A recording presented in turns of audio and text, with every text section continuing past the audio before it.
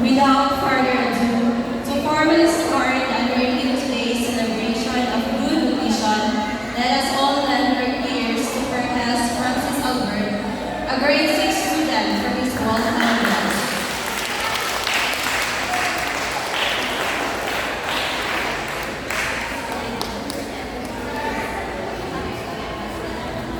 Good morning.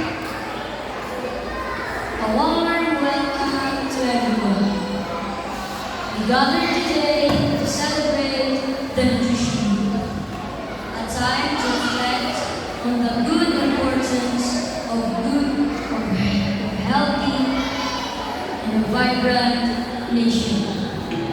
This year's theme, sa Pipay, sama-sama sa nutrisyong sapat para sa lahat.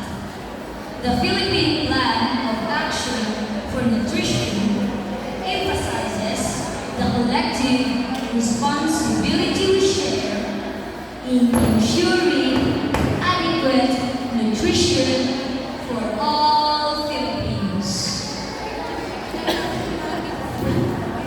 Let's work together to make this month a meaningful action, promoting healthy eating habits and building a stronger, healthier Philippines.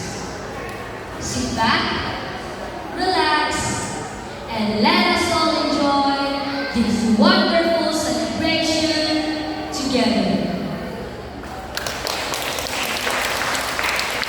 Thank you so much, Francis Albert, for that heartwarming words